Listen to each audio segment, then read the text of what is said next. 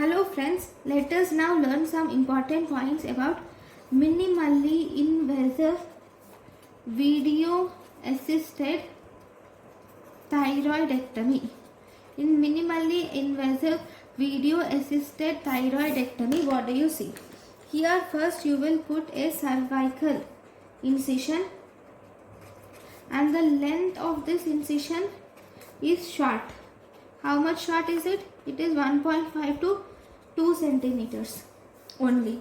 And then you will place an endoscopic camera inside. Okay, and via the incision. Okay, and then you will put the instruments for retraction and dissection. Okay, and this is mainly performed commonly for benign tumors. That is, you can do lobectomy most commonly with this minimally invasive video assisted thyroid surgery. Also, you can also perform total thyroidectomy can also be done in papillary carcinomas.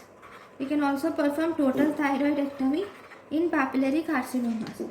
Now, if you were asked what are the indications of this minimally assisted invasive video assisted thyroidectomy, they are, it is done for benign thyroid nodule less than 3 centimeters, and it is also done for papillary carcinoma of thyroid which is less than 2 centimeters.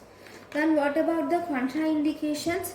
Contraindications of minimally assisted thyroid surgery are thyroiditis is the main contraindication.